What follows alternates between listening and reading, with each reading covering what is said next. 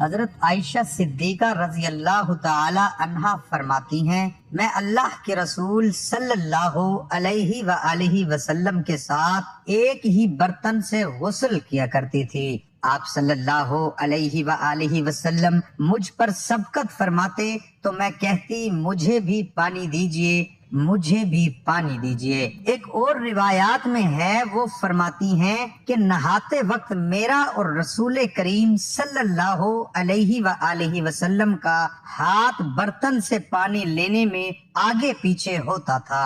اور حضرت عائشہ رضی اللہ تعالی عنہا ہی فرماتی ہیں کہ نہ تو آپ صلی اللہ علیہ وآلہ وسلم نے کبھی میرے سطر کی طرف دیکھا اور نہ ہی میں نے کبھی آپ صلی اللہ علیہ وآلہ وسلم کے سطر کی طرف دیکھا۔ میاں بیوی کے تعلق سے کچھ ایسے مسائل ہیں جن کا جاننا انتہائی ضروری ہے، مگر ہماری اکثریت اس سے لا علم ہے، کیونکہ دینی کتب ہم پڑھتے نہیں اور عالم دین سے پوچھنے میں ہمیں شرم آتی ہے۔ اللہ عز و جل حق بات سے نہیں شرماتا، اور حق بات کو قرآن کریم میں کھول کھول کر بیان کیا گیا ہے۔ میاں بیوی ایک ساتھ غسل کر سکتے ہیں، ان کے لیے ایک دوسرے کے سارے بدن کو دیکھنا جائز ہے، شرعاً ممانعت نہیں، البتہ شرم گاہ کی طرف دیکھنا خلاف ادب اور ناپسندیدہ عمل ہے۔ خاص جماع کے وقت بات کرنا مکروہ ہے،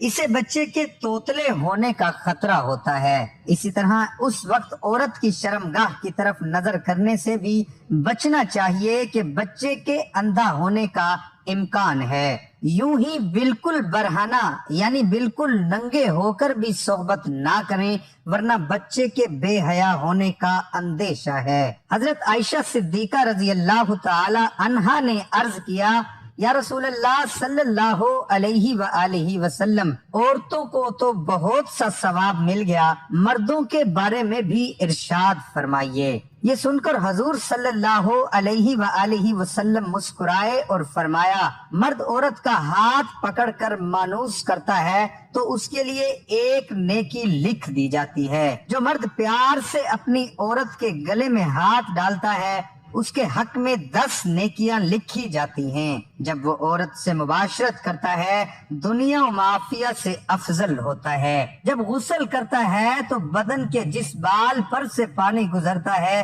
اس کے لیے ہر بال کے بدلے میں ایک نیکی لکھی جاتی ہے، اور ایک گناہ معاف ہو جاتا ہے اور ایک درجہ بلند کر دیا جاتا ہے۔ اور غسل کرنے کے عوض میں جو چیز دی جاتی ہے وہ دنیا و معافیہ سے بہتر ہوتی ہے، اور بے شک اللہ تعالیٰ اس پر فخر کرتا ہے اور فرشتوں سے کہتا ہے کہ میرے بندے کی طرف دیکھو کیسے سرد رات میں غسل جنابت کے لیے اٹھا ہے، اور وہ اس بات پر یقین رکھتا ہے کہ میں اس کا رب ہوں، تم اس بات پر گواہ رہو کہ میں نے اس کو بخش دیا۔ محترم ناظرین، بہترین بیوی وہ ہے جو سونے کے کمرے میں اپنے حسن و جمال اور بستر میں خاوند کے ساتھ خوبصورت توڑ و توار سے اپنے پیار کے جادو میں جکڑ لے، دوران صحبت اس کے مقصد پر نگاہ رکھے اور غور کرے کہ اس کا خاوند کیا چاہتا ہے، اور پھر اس کی پسند سے بہتر انداز میں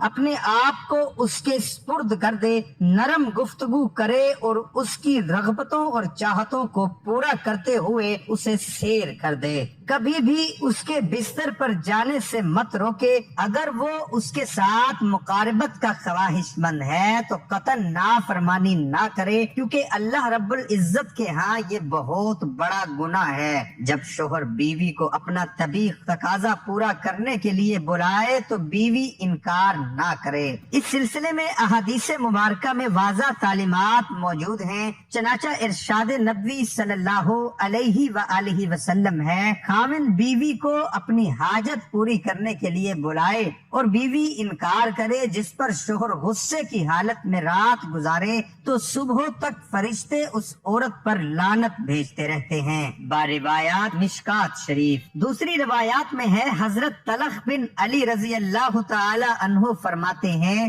کہ رسول اللہ صلی اللہ علیہ وآلہ وسلم نے فرمایا، جب شوہر اپنی بیوی کو اپنی حاجت پوری کرنے کے لیے بلائے تو وہ اس کے پاس چلی جائے، چاہے وہ روٹی پکا کھانے کے لیے تندور پر ہی کیوں نہ کھڑی ہو۔ حضرت عمر رضی اللہ تعالی عنہ کے پاس ایک شخص آیا، گرد و غبار سے اٹا ہوا، بال بکھرے ہوئے، اس کے ساتھ اس کی بیوی بھی تھی، جو کہہ رہی تھی اے امیر المؤمنین، میں اس کے لیے نہیں اور نہ ہی یہ میرے لیے ہے۔ آپ رضی اللہ تعالی عنہ نے جان لیا کہ یہ عورت اپنے شوہر سے نفرت کرتی ہے، اس لیے آپ نے اس کے شوہر کو حکم دیا کہ وہ غسل کرے اور اپنے سر کے بالوں کو ترشوا لے اور ناخن کتر لے۔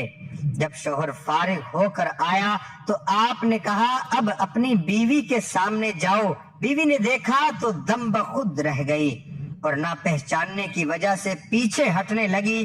پھر جب پہچان لیا تو اس کا بوسہ لیا اور اپنے دعوے سے دستبردار ہو گئی۔ حضرت عمر رضی اللہ تعالی عنہ نے فرمایا کہ تمہیں ان کے ساتھ اسی طرح کا برتاؤ کرنا چاہیے، اللہ کی قسم انہیں یہی پسند ہے کہ تم ان کے لیے آراستہ پیراستہ رہو، جیسا تم چاہتے ہو کہ وہ تمہارے لیے ہی بنی سمری رہے۔ حضرت سیدنا امام غزالی رحمت اللہ علیہ فرماتے ہیں جمع یعنی صحبت کرنا جنت کی لذتوں میں سے ایک لذت ہے۔ حضرت سیدنا جنید بغدادی رحمت اللہ علیہ فرماتے ہیں انسان کو جمع کی ایسی ہی ضرورت ہے جیسے کہ غذا کی۔ حدیث نبوی صلی اللہ علیہ وآلہ وسلم ہے کہ مرد کا اپنی بیوی کے ساتھ اکٹھے ایک ہی بستر میں سونا افضل ہے، الا یہ کہ کسی ایک کو عذر ہو، اس لیے کہ مقصد ہم بستری کرنا نہیں ہے بلکہ مقصد بیوی کے دل کو خوش کرنا ہے۔ بیوی کے دل کو خوش کرنے کے لیے ایام کے دنوں میں بھی اس کے قریب ہو جانا گویا انبیاء علیہ السلام کے سنت مبارکہ ہے۔ مسند احمد میں ہے، سیدنا عبداللہ بن عباس رضی اللہ تعالی عنہ سے روایت ہے کہ نبی کریم صلی اللہ علیہ وآلہ وسلم نے فرمایا جو آدمی اپنی بیوی کے پاس آنے سے پہلے یہ دعا پڑھتا ہے، ترجمہ اللہ کے نام کے ساتھ، اے اللہ مجھے بھی شیطان سے بچا اور اس اولاد کو بھی شیطان سے محفوظ رکھ جو تو مجھے عطا کرے۔ اگر میاں بیوی کے اس تعلق میں اولاد کا فیصلہ کر دیا گیا تو شیطان کبھی بھی اس کو نقصان نہیں پہنچا سکے گا۔ فقہاء نے فرمایا ہے کہ شوہر اپنی بیوی کی مرضی کے بغیر زیادہ سے زیادہ 4 ماہ کی مدت تک اس سے دور رہ سکتا ہے۔ محترم ناظرین، امام جلال الدین سیوطی رحمت اللہ علیہ نے حضرت عمر رضی اللہ تعالی عنہ کے حوالے سے یہ بیان کیا ہے کہ آپ رات کے وقت گشت کر رہے تھے تو ایک گھر سے ایک عورت کی آواز آ رہی تھی اور وہ کچھ اشعار پڑھ رہی تھی۔ اشعار کا مفہوم یہ تھا کہ اس کا شوہر گھر سے کہیں دور چلا گیا تھا اور وہ اس کے فراق میں غم زدہ تھی۔ سیدنا عمر فاروق رضی اللہ تعالی عنہ گھر آئے اور اپنی زوجہ سے دریافت کیا کہ شادی شدہ عورت اپنے شوہر کے بغیر کتنی مدت تک صبر کر سکتی ہے؟ تو زوجہ نے جواب دیا کہ 3 سے 4 ماہ۔ اس پر آپ رضی اللہ تعالی عنہ نے حکم جاری کر دیا کہ ہر فوجی کو 3 سے 4 ماہ کے بعد ضرور چھٹی دی جائے تاکہ ہر فوجی اپنی بیوی کا حق ادا کر سکے۔ دعا ہے کہ اللہ تعالی ہمیں دین حق پر چلنے کی توفیق عطا فرمائے اور بیوی سے محبت اور ان کے حقوق ادا کرنے کی توفیق عطا فرمائے۔ آمین ثم آمین۔